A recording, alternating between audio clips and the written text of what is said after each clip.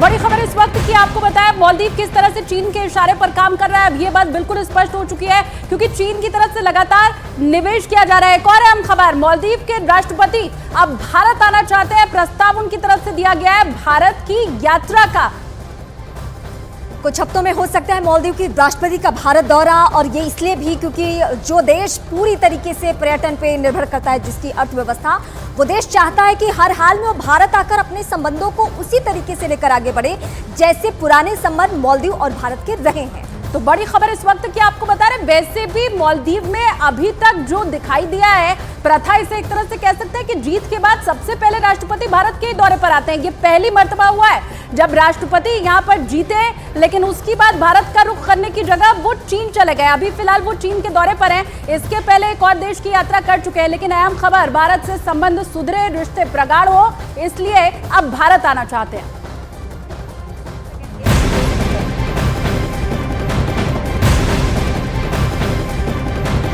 बड़ी खबर आपको बता दें, भारत के सख्त रुख के बाद मालदीव की सरकार के सिर पर संकट के बादल मंडरा रहे हैं। वहां की मौजूदा सरकार पर विपक्ष हमलावर हो गया है। मालदीव में विपक्ष राष्ट्रपति मोहम्मद मोइज़ू को सत्ता से बेदखल करने की मांग कर रहा है। वहां के सांसद अली अजीम ने तो सोशल मीडिया प्लेटफॉर्म एक्स पर सरेआम सरकार के खिलाफ अविश्वास प्रस्ताव लाने की मांग कर दी है। उन्होंने लिखा कि मालदीव के राष्ट्रपति मोहम्मद मोइज़ू को उनके पद से हटाने के लिए कदम उठाए जाने चाहिए।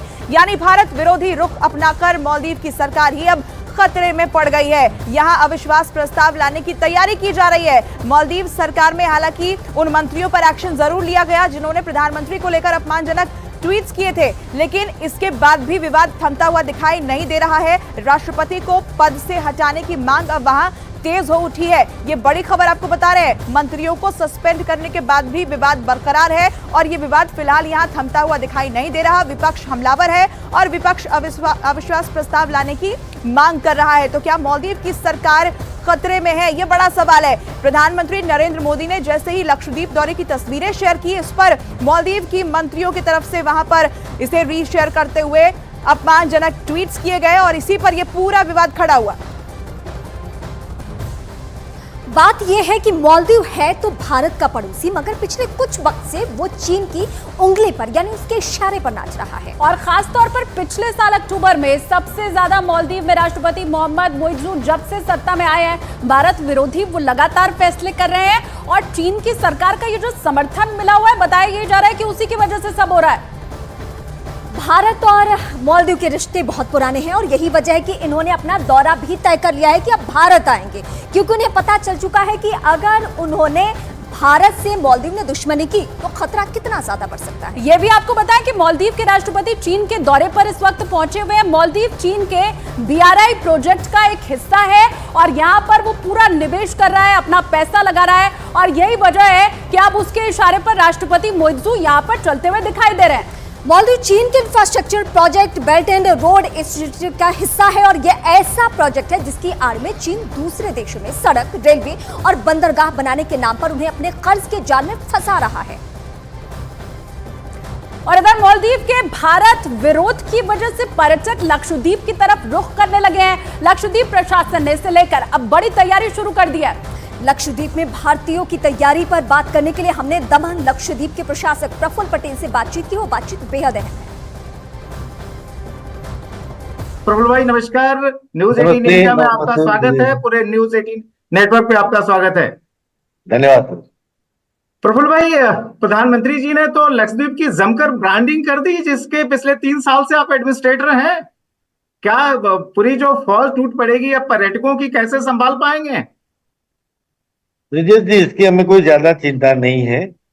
हमारे पास जितना इंफ्रास्ट्रक्चर अवेलेबल है, सच बताए तो जो होना चाहिए इतना 70 मतलब कि 7 दशक तक नहीं हुआ है, वो पीड़ा का विषय है। लेकिन टूरिस्ट की जितनी भी आवश्यकता है, इसको पूरा करने के लिए हम पूरी ईमानदारी से, पूरी निष्ठा से, पूरी ताकत से लगे हुए हैं और हमें जितनी आवश्यकता है उसको पूरा करने का प्रयास करेंगे। आपने एक बात सही बताया कि आदरणीय प्रधानमंत्री जी का इस बार जो दौरा हुआ, इसके कारण लक्षद्वीप का भाग्य बदल गया है। लक्षद्वीप के लोगों में भी बहुत ही उत्साह और उमंग भी है। उनको यह लगता है कि उनका भाग्योदय सचमुच में होने जा रहा है, क्योंकि सिर्फ एक दिन के मतलब कि प्रधानमंत्री जी के एक दौरे के कारण टूरिस्टों की तादाद में इतनी बढ़ोतरी होगी। अभी जिस प्रकार से इंक्वायरी आ रही है, जो लोग हमें पूछ रहे हैं, हमें लगता है कि मतलब प्रदेशवासियों के लिए ये बहुत ही आनंद का विषय बना है। और इसका मैं आपको सबूत भी देता हूं। आदरणीय प्रधानमंत्री जी ने अपने दौरे के दौरान अगत्ती और कवरत्ती दोनों जगह पे जनसाधारण सभाएं की। तो जनसभा में आपको बताते हुए मुझे गर्व और खुशी महसूस हो रही है। लोग अलग अलग बातें करते हैं, लेकिन वहां पे जो जितनी भी भीड़ थी, आप कल्पना कीजिए कवरत्ती जैसा कैपिटल टाउन जिसकी आबादी 10,000 है, वहां पे 6,000 से अधिक लोग जनसभा में उपस्थित रहे। आदरणीय प्रधानमंत्री जी को स्टैंडिंग ओवेशन दिया, पुष्प की वर्षा की और इतना चीयरिंग हुआ।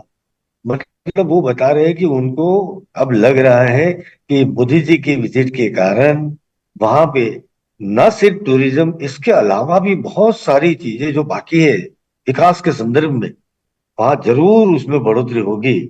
प्रफुल्ल भाई, आपकी मालदीव ने कितनी मदद कर दी? जिस तरीके से वहां के कुछ मंत्रियों के गैर जिम्मेदाराना बयान आए, खासतौर पे प्रधानमंत्री के लक्षद्वीप दौरे के बाद, उन्होंने गंदगी को लेकर जो सो विभत्स किस्म की टिप्पणी की, एक तरह से चोट की। उससे जो भारत में जो एक जनमानस है जिसमें कि काफी गुस्सा है, जो कि हमेशा मालदीव जाते रहा है, क्या वह गुस्सा भी जो है लक्षद्वीप के काम आएगा यहाँ के टूरिज्म को और बढ़ाने में?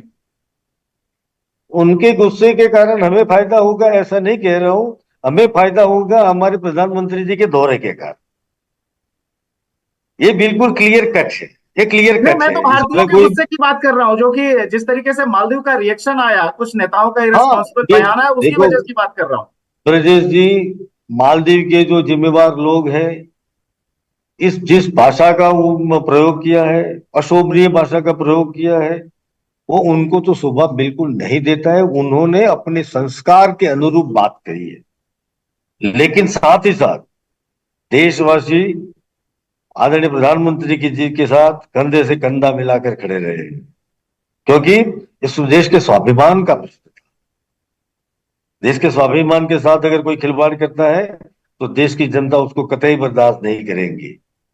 और इसका प्रत्यक्ष परोक्ष रूप से लक्षद्वीप को लाभ मिलता है, तो उसमें कोई गलत बात नहीं है।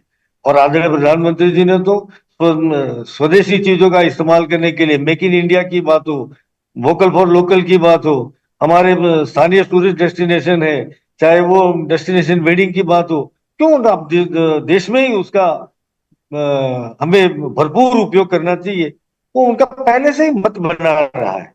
तो ये दौरे के बाद उन्होंने बताई हुई सारी चीजें जो है उसको जरूर बल भी मिला है।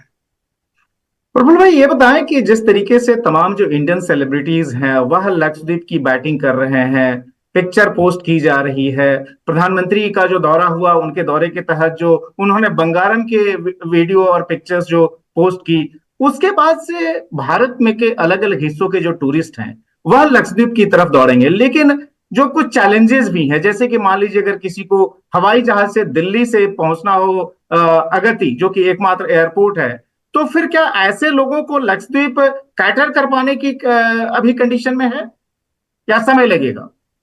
जितनी भी कमियां हैं उसको पूरी करने के लिए हम पूरी कोशिश कर रहे हैं।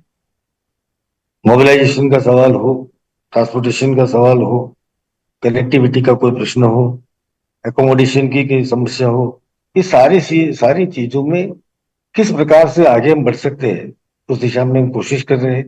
जहां तक एयरपोर्ट का सवाल है, तो इस इतने छोटे आइलैंड पे आदरणीय प्रधानमंत्री जी के सीधे मार्गदर्शन में उन्होंने हमें मार्गदर्शन किया, उनका डायरेक्शन भी दिया। उनके इस हिसाब से हमने एक नया एयरपोर्ट बनाने के लिए प्रपोजल जो भेजा है, मुझे लगता है कि कुछ ही दिनों में वो प्रपोजल सैंक्शन भी हो जाएगा और वहां आने वाले दिनों में काम भी होगा। इतना बड़ा काम करना है तो थोड़ा समय तो जरूर लगेगा, क्योंकि 7 दशक से जो नहीं हुआ है उसकी आपूर्ति हमें बहुत ही थोड़े समय में करना है, तो थोड़ी समस्या जरूर होगी, लेकिन हम उसको पूरा करेंगे ही करेंगे।